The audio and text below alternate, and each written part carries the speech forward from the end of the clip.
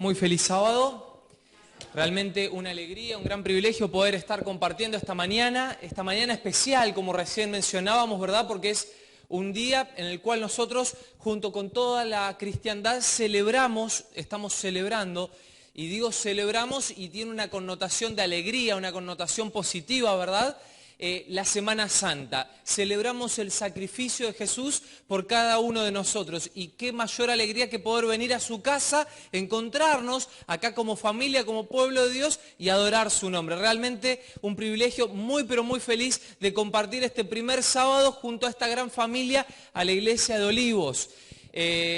Hace un par de sábados atrás me tocaba poder compartir la palabra, poder estar en el púlpito. Estuvimos con unas semanas un poco intensas y caímos de cama, así que finalmente no pude estar y hoy estamos por primera vez, por primer sábado, compartiendo acá con toda la iglesia, con la familia de la iglesia. Y qué lindo poder disfrutar entonces de este sábado especial. Un sábado incluso donde vamos a tener actividades por la tarde también, ¿verdad?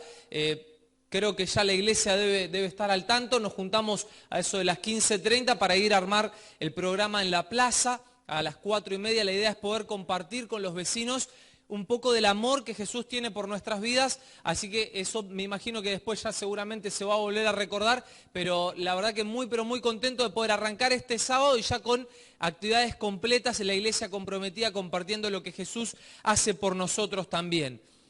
Mi nombre es Nicolás, aprovecho a presentar nuevamente simplemente para los hermanos que no estuvieron el día de la presentación con el pastor Carlos.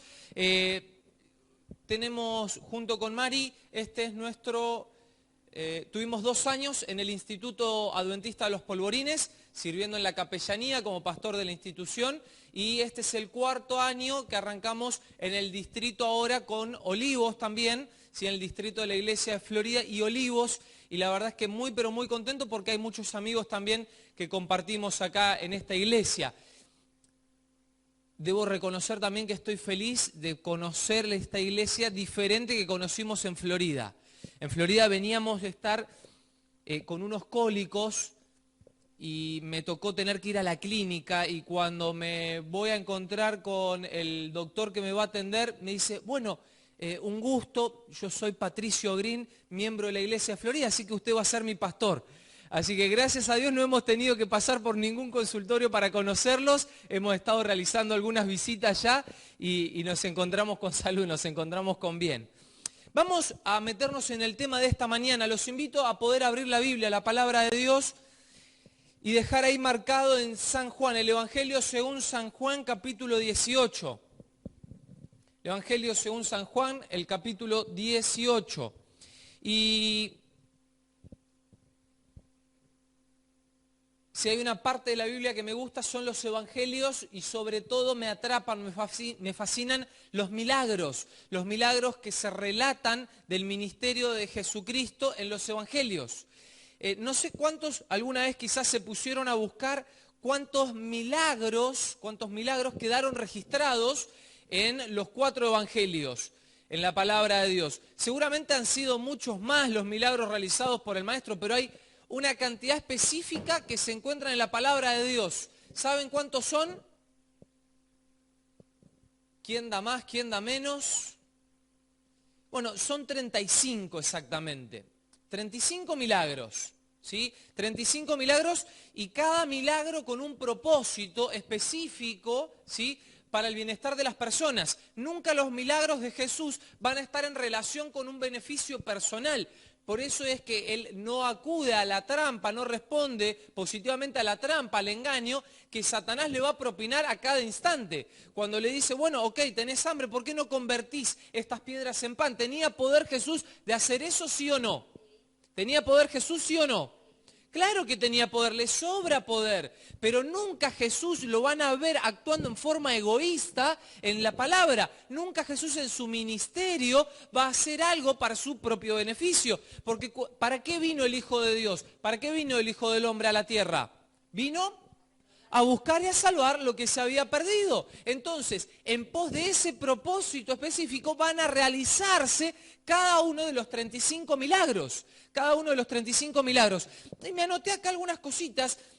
Cada milagro un propósito. Y la palabra milagro significa objeto de admiración. Objeto de admiración, cosa maravillosa, cosa extraña, admirable, asombrosa. Y te pregunto en esta mañana, ya que estamos en familia, te lo pregunto en confianza. ¿Hace cuánto que no te asombrás, que no quedás maravillado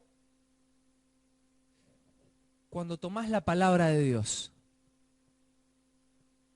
¿Hace cuánto que no quedás maravillado al leer las historias de las Sagradas Escrituras, al encontrarte con esos milagros?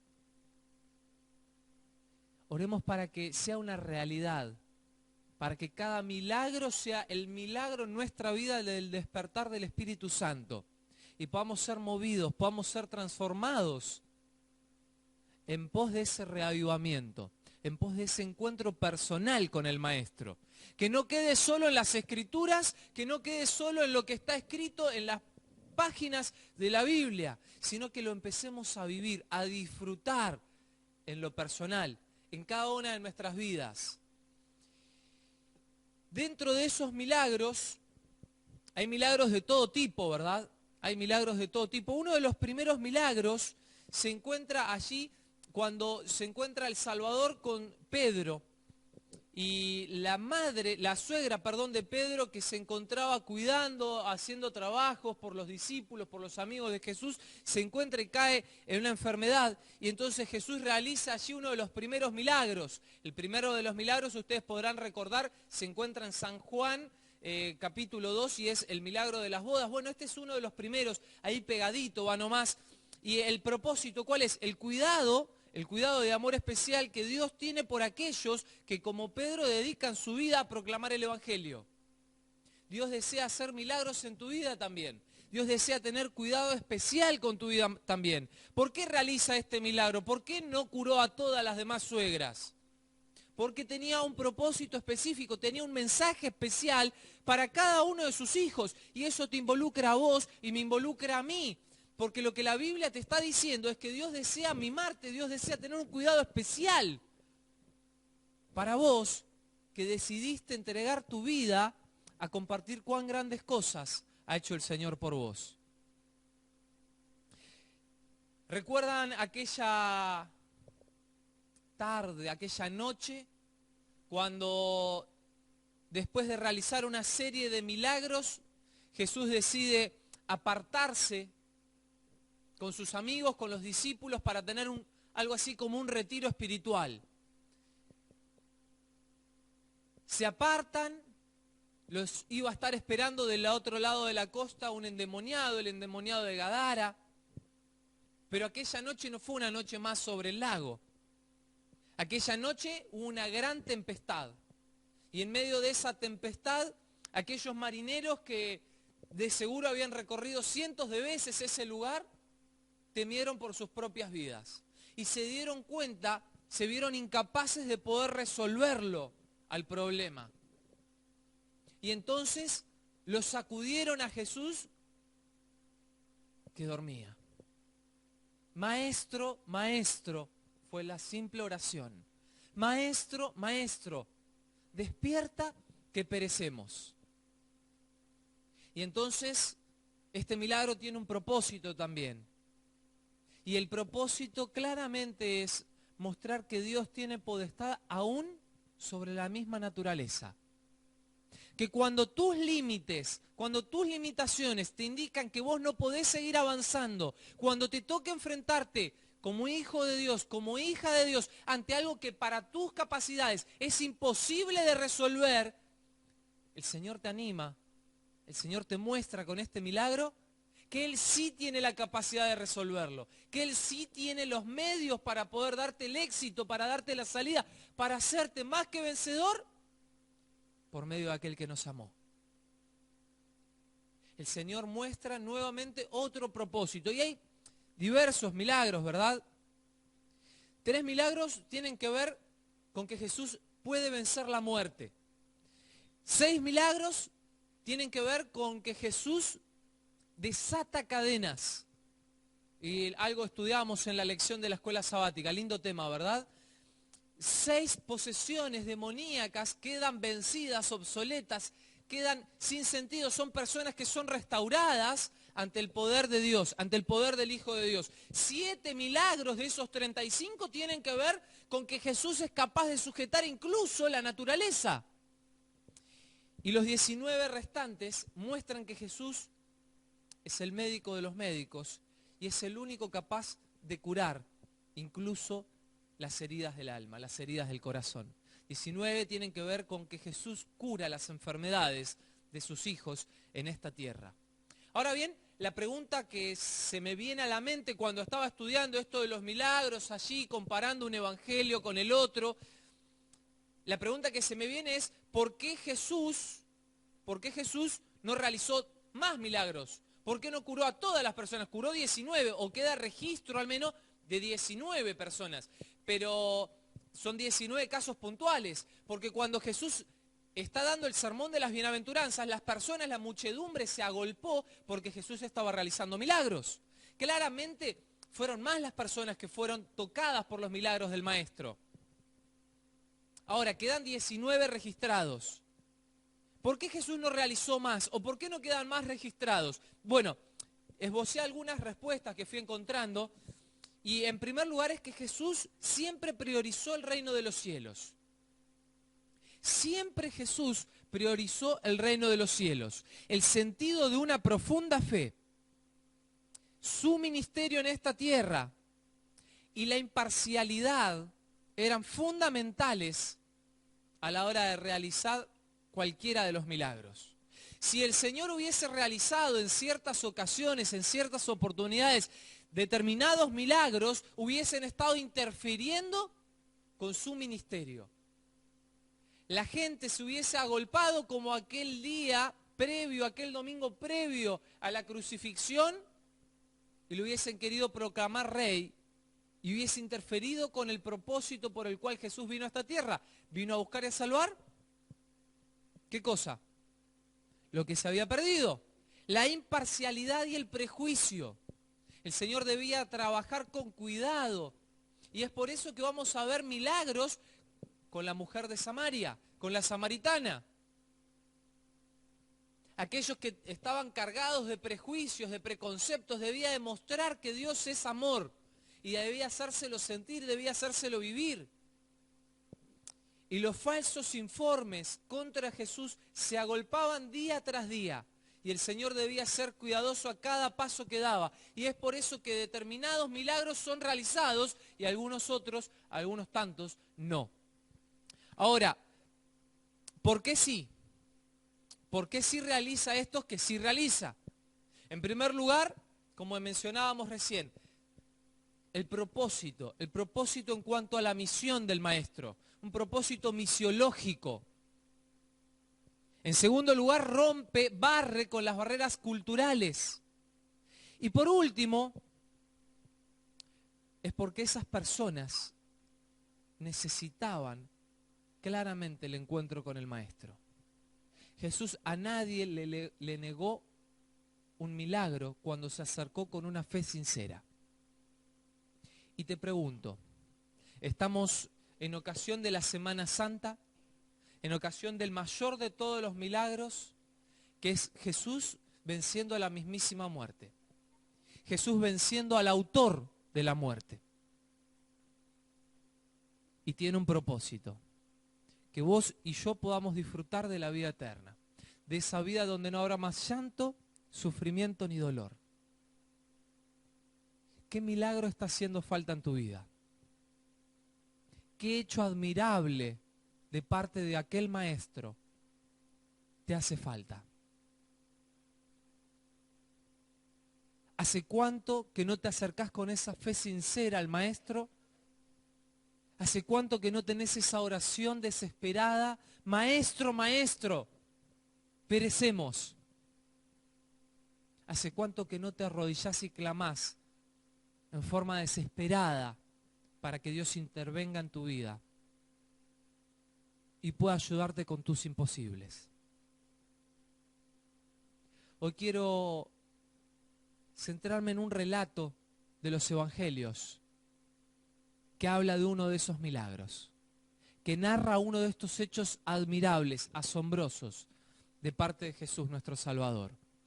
San Juan, capítulo 18. ¿Tienen la Biblia? San Juan 18.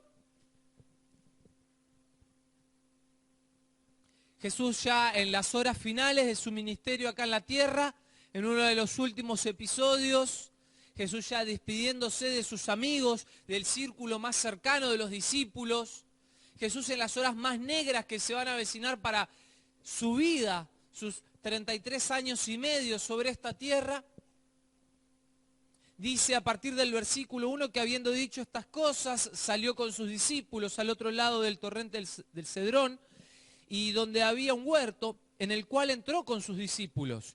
Y también Judas, el que le entregaba, conocía aquel lugar porque muchas veces Jesús se había reunido allí con sus discípulos. Versículo 3 dice que Judas, tomando pues una compañía de soldados y alguaciles de los principales sacerdotes y de los fariseos, fue allí con linternas y antorchas y armas. Pero Jesús, sabiendo todas estas cosas que le habían de sobrevenir, se adelantó y les dijo: ¿a quién buscan? ¿A quién buscan? Ustedes, ¿a quiénes están buscando? Y ellos respondieron: a Jesús Nazareno. Jesús les dijo: yo soy. Y estaba también con ellos Judas, el que le entregaba. Y cuando les dijo: yo soy, ¿qué sucedió? Retrocedieron y cayeron a tierra.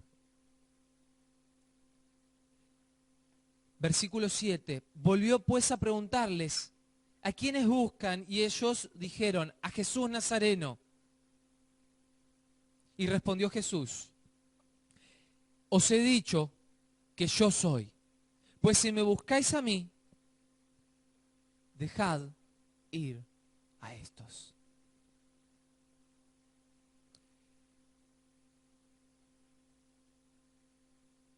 Jesús se encuentra con una turba. Es de noche. El lugar está desierto, está desolado.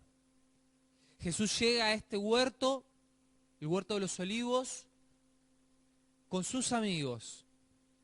Me imagino a un Jesús quebrantado, a un Jesús cansado, a un Jesús agotado, a un Jesús que ya sabe lo que va a suceder, a un Jesús con el corazón desangrando de dolor por la traición de sus propios pares, de sus amigos, de sus seres cercanos, de quienes más se había debido apoyar en ese momento, y Jesús sabía que lo iban a dejar solo. Jesús se encuentra en este momento a oscuras, y me imagino que una suave brisa acaricia su rostro. Y entonces se empiezan a divisar las antorchas.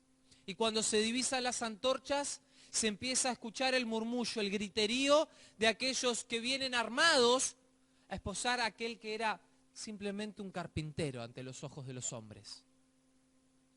Primer dato que llama la atención, ¿verdad? ¿Por qué tanto alboroto si simplemente dicen ellos que es el hijo de un carpintero? ¿Por qué tanto alboroto? ¿Por qué tanto problema? ¿Por qué tanta acción? ¿Por qué tanta escena? Si simplemente es el hijo de María, es el hijo de José, ¿por qué tanto problema? Les pregunto, ¿a quién estaban buscando verdaderamente estos soldados, estos príncipes del pueblo? ¿A quién estaban buscando? ¿Con quién pretendían encontrarse? ¿A qué estás buscando vos cuando venís a la iglesia? ¿Con qué estás pretendiendo encontrarte? ¿Por qué hoy sábado a la mañana decidiste parar el despertador, ponerte tu ropa, cambiarte, tomar tu desayuno y venir a la iglesia? Estaba fresco a la mañana, estaba lindo para quedarse esos famosos 5 minutos más. Pero ¿por qué te encontrás acá en la casa de Dios? ¿Qué es lo que vos estás buscando cuando venís a este lugar? Hemos llegado a pensar en algún momento que venimos por inercia y porque mi papá o mi mamá vinieron en algún momento, yo decidí venir. Pero Jesús no pretende eso y Jesús te hace la misma pregunta. ¿Por qué estás acá? ¿Qué es lo que vos estás buscando? Y Jesús cuando les pregunta esto, aquellos hombres respondieron a Jesús Nazareno estamos buscando. Y en ese instante es maravillosa la Escritura, es maravillosa la Biblia. Si tenés una lapicera, un resaltador, marcalo este versículo, porque dice que Jesús respondió, yo soy, verso 6, y cayeron en tierra. ¿Qué es lo que sucedió en ese momento? Jesús al mencionar yo soy, se manifestó el mismo poder, la misma presencia, la misma santidad, el mismo resplandor, me imagino, que es el que se manifiesta en el Antiguo Testamento cada vez que se menciona, cada vez que aparece delante de Moisés, cada vez que aparece con los señales, con los prodigios, con los milagros. Y entonces la turba que venía a apresarlo, ¿qué pasó? Cayó en tierra. Cayó en tierra. Porque cuando buscamos nosotros encontrarnos con Jesús, Jesús manifiesta su poder en tu vida. Jesús manifiesta su gloria, su presencia en tu vida. Y yo no sé si vos viniste acá a la casa de Dios con buenas o con malas intenciones. No sé si viniste con un corazón sincero o con un corazón lleno de orgullo. No lo sé sinceramente, pero déjame decirte, si vos viniste para encontrarte con Jesús, no importa los motivos, Jesús va a manifestar su gloria en esta mañana en tu vida. Y prepárate porque Jesús quiere hacer uno de estos milagros. Jesús quiere manifestar su presencia. Jesús quiere manifestar la presencia de su Espíritu Santo, colmando tu persona, colmando tu carácter y realizando transformaciones. Porque cuando la presencia de Dios se manifiesta, las personas no quedamos de la misma manera. Somos transformados. Y de hecho, fíjense, no pudieron resistirlo.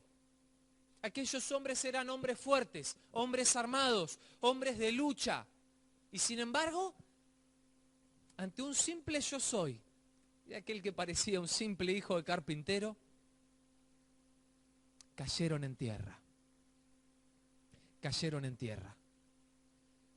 ¿Cuál es el propósito por el cual se manifiesta la presencia de Dios? ¿Cuál es el propósito por el cual Dios hace este milagro y deja mostrar su resplandor?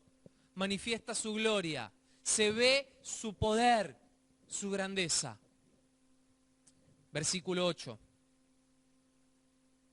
Respondió Jesús, os he dicho que yo soy. Si me buscan a mí, dejad ir a estos. Jesús manifiesta su gloria porque pretende la salvación de los suyos. Pretende salvar a sus amigos, pretende salvar a sus compañeros, pretende salvar a sus seguidores. El problema es conmigo, dice Jesús, dejen ir a estos, ellos no tienen nada que ver. Y en la lucha, en la guerra espiritual en la cual vos y yo estamos metidos, Jesús está deseoso de poder salir al encuentro del enemigo, ir delante tuyo, manifestar su presencia y decir, Nicolás no tiene nada que ver. El problema es conmigo.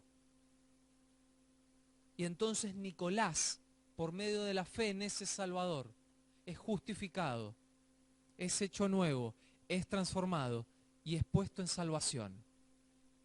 En los brazos de Jesús somos salvos, iglesia. En las manos de Jesús hay salvación. Pero nuevamente te pregunto, ¿estás buscándolo a Jesús?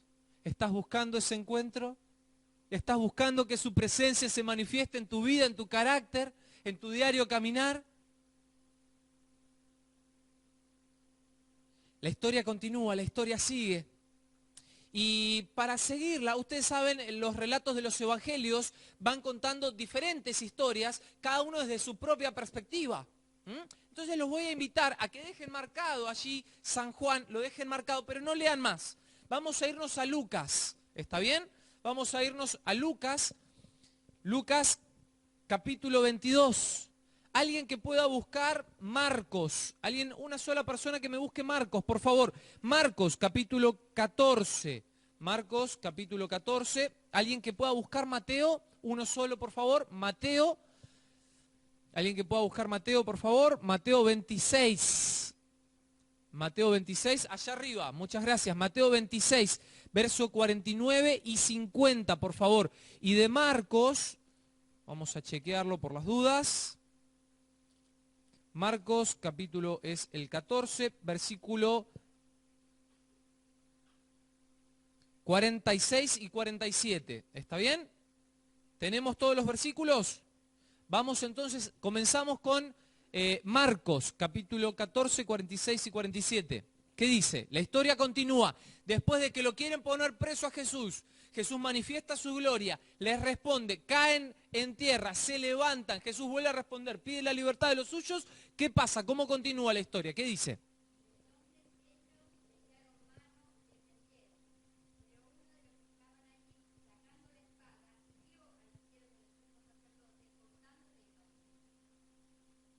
Se pone fuerte la historia.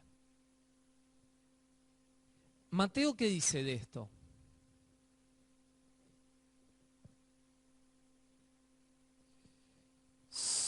A ver. No, 54, perdón.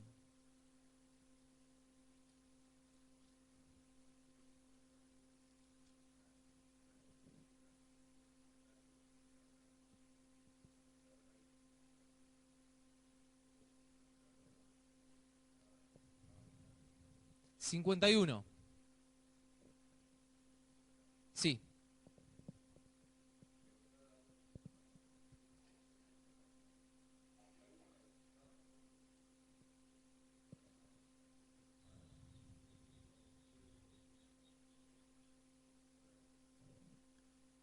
Muy bien, muchas gracias. Lucas, capítulo 22, verso 50.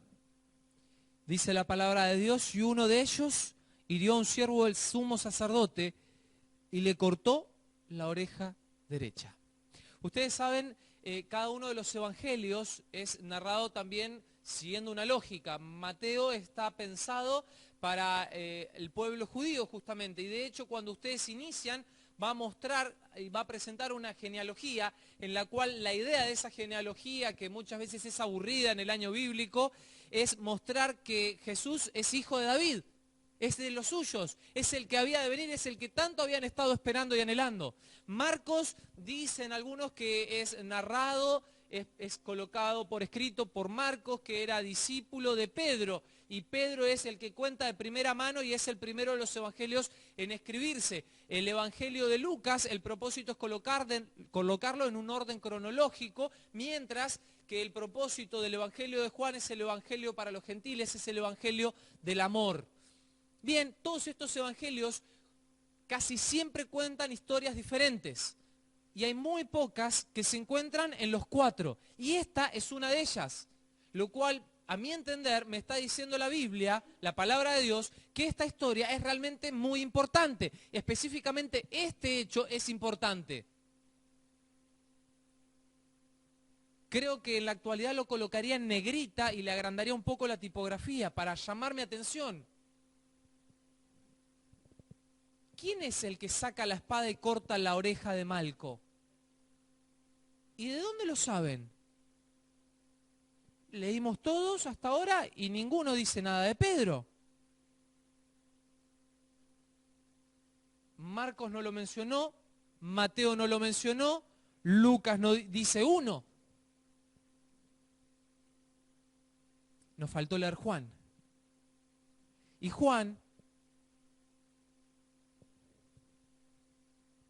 el Evangelio de Juan dice que entonces, el versículo 10, capítulo 18, entonces Simón Pedro, que tenía una espada, la desenvainó e hirió al siervo del sumo sacerdote y le cortó la oreja derecha. Y el siervo se llamaba Malco. ¿Saben la segunda lección que yo encuentro en la palabra de Dios? Me llevó tiempo encontrarlo. Y es preguntarme por qué los otros tres no lo mencionan a Pedro. Y es interesante que el Evangelio de Juan es el último en escribirse cerca del año 100. Para ese entonces, Pedro había sido llamado al descanso. Mientras que Pedro se encontraba con vida cuando se escribieron los primeros 3 evangelios. ¿qué les parece? ¿Por qué ninguno de los primeros tres coloca el nombre de Pedro allí? ¿Por qué? Para no incriminarlo. Porque no importaba quién había sido. Lo importante es lo que viene después, lo que sucede después y ahora lo vamos a leer. Pero yo encuentro que esas tres personas, esos tres escribas, esas tres personas que colocan por escrito los milagros de Jesús, han sido transformados por la obra del Espíritu Santo en sus vidas y ahora han sido llenos de amor. Y en ese amor ya no hay crítica para mi hermano. No hace falta exponer a mi hermano cuando se equivoca. No hace falta acusar a mi hermano cuando tropieza. No hace falta que lo estemos incriminando cada vez que alguien comete un error. Y déjame decirte algo, esos tres, probablemente al menos Mateo se encontraba de seguro dentro de ese grupo de los que antes estaban peleando para ver quién estaba a la derecha.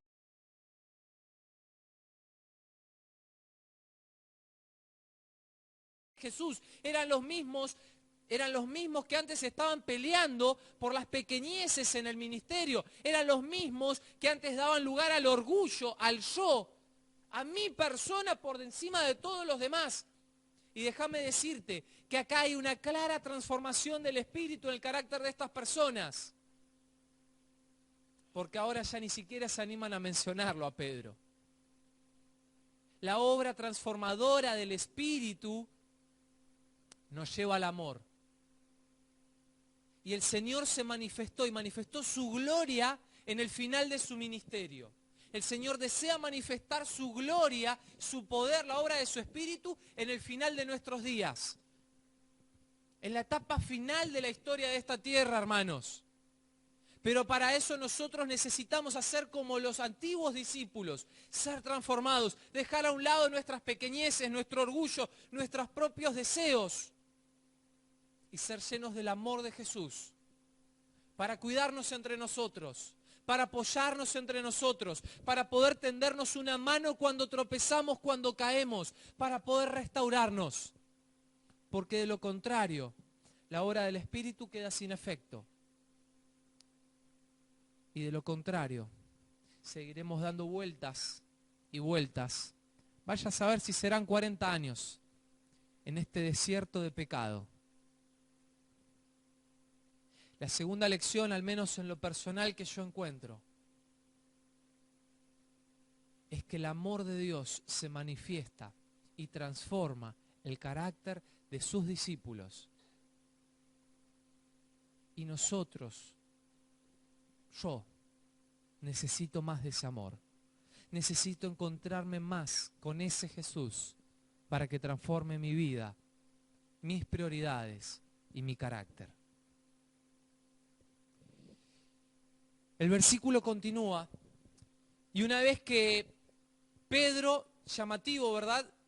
Llamativo, la Biblia no es clara si él saca una espada porque él mismo la llevaba o toma la espada de uno de los otros siervos. Pero lo cierto es que Pedro saca una de esas espadas y Pedro sabe utilizarla aparentemente, sabe manejarla. Yo creo que en el apuro que tiene Pedro por salir a defender al maestro, erró en realidad, erró. Porque me imagino que Pedro, al menos por lo que se conoce de su carácter, de su persona, por lo impetuoso que era, me imagino que Pedro cuando saca la espada, no sé qué te parece a vos, pero en lo personal creo que Pedro cuando saca la espada le apunta al cuello, no le apunta a la oreja.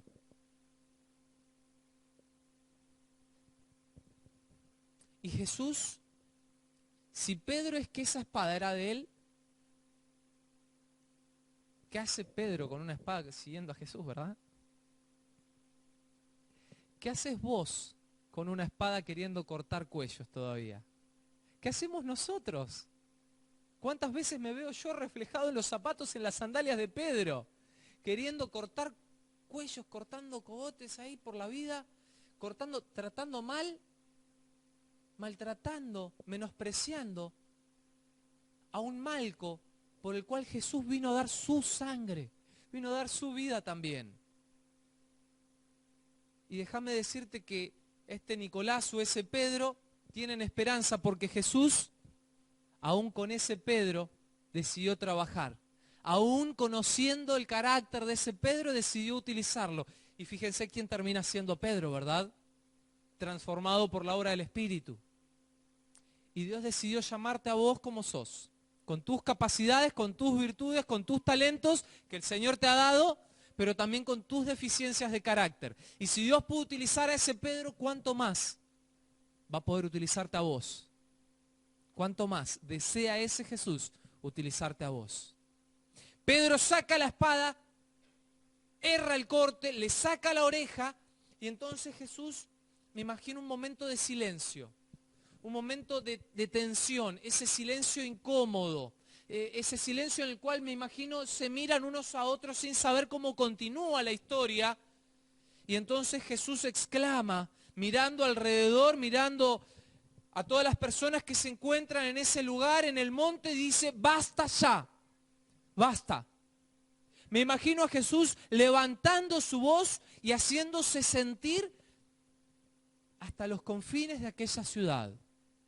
Me imagino en ese momento que se paraliza la situación, la escena. Imagínatelo como si estuviésemos viviéndolo en el cine en primera persona. A Jesús que se levanta, que se pone de pie y dice, basta, basta, basta ya, basta. Basta ya, basta. No hace falta más dolor. Basta, basta de sufrimiento. Basta, basta de dolor, basta de pecado, basta. Me lo imagino a Jesús mientras dice basta, que se quiebra su voz y me mira. Me mira lleno de compasión, lleno de amor, lleno de ternura, con deseos de abrazarme. Y me dice basta, Nico, basta. Basta de dolor, basta de sufrimiento, basta de pecado, basta de seguir luchando vos solo, basta. Basta de querer solucionar las cosas a tu manera como Pedro, basta. Basta, Nicolás. No hace falta que te sigas dando la cabeza contra la pared. Y recién me preguntaba Orly y me dice, ¿cómo es el segundo apellido tuyo? Urrejola, le digo, pero Nicolás Luna alcanza. A veces se me lengua la traba para pronunciarlo, ¿no? Urrejola es apellido vasco. Y dicen que los vascos son medios cabeza dura, ¿no? Y Jesús me dice, basta. No hace falta que sigas siendo tan terco, tan obstinado. No hace falta que sigas dándote la cabeza contra la pared. Basta de lastimarte, Nicolás. Basta de la vida de pecado. Jesús quiere otra cosa para tu vida. Basta ya. Y me imagino que lo mira a Malco y también le dice basta. Ese basta lo alcanza aquel que sabía manejar la espada, aquel que era un hombre de guerra, pero ante las eventuales agresiones de la vida queda expuesto y sangre sale de su cuerpo. Y vos cuántas veces vas caminando por la calle y alguien saca una espada por la vida y te lastima y quedás lastimado. Y hay sangre y hay dolor, y hay tristeza y hay sufrimiento. Y Jesús tiene deseos de decirte basta. Basta de una vida de pecado, de una vida de dolor, de una vida de desgracias. Basta de una vida de sufrimiento. El Señor desea manifestarse en esta época de la historia para decirle al mundo basta ya. Sangre solo la mía. Sangre solo la mía. Sangre no hace falta que sea la tuya. No quiere Jesús que siga sufriendo en medio del dolor, en medio del pecado, en medio de la inmundicia.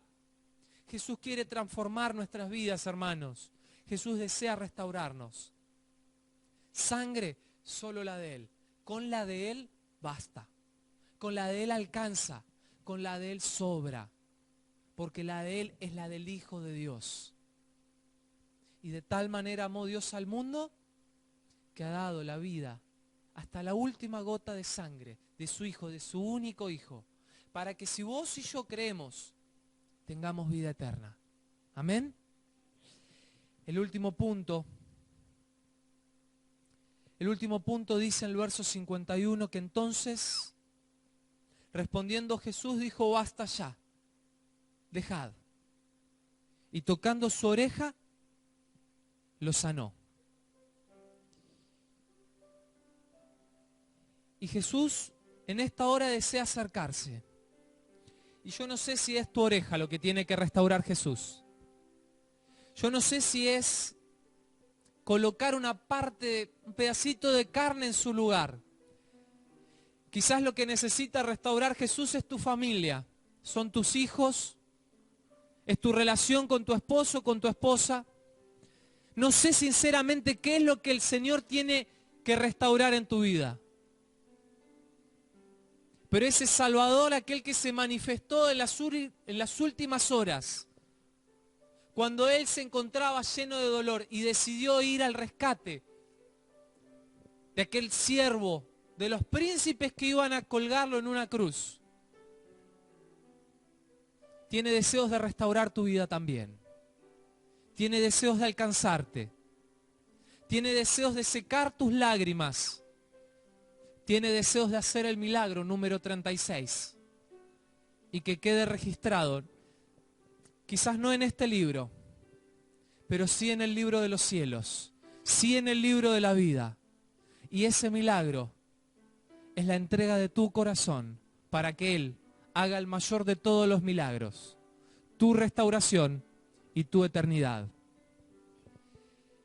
Quiero invitarte, si vos tenés deseos de decirle que sí a Jesús, de encontrarte con ese Salvador, de encontrarte con ese Maestro, si vos querés aceptar la invitación a ser restaurado por ese Jesús, te invito a que te puedas poner de pie y cantarle, responderle a Dios con esta oración cantada, con el himno 342, con la promesa, con el propósito por el cual Jesús vino a esta tierra, porque Él vino a salvarnos y a que podamos disfrutar de una tierra nueva donde no habrá más llanto, sufrimiento ni dolor.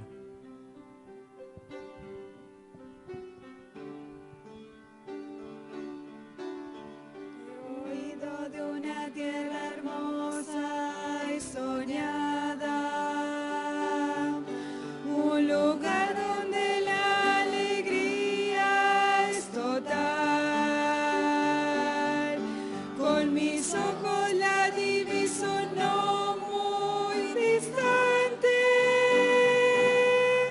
mis oídos escuchando música está. Cansadora es la vida aquí de este lado, y mis brazos casi ya no pueden remar, agotados y heridos por tantos días. Necesito encontrar el puerto de amor. Después del río existe un lugar para mí. Después del río existe paz. Después del río habrá felicidad sin fin. Con mi Jesús voy a morar. Con alegría cantemos al Señor bien fuerte la segunda estrofa. He soñado con aquellas bellas moradas que ninguno ha visto en este mundo jamás, de belleza que no pueden ser comparadas, pues la gloria del Señor se encuentra allí, mucho más hermoso que el sol al ponerse, o el reflejo del rocío en una flor. Es aquel encuentro para los redimidos, pues valió la pena aquí luchar y vencer. Después del río existe un lugar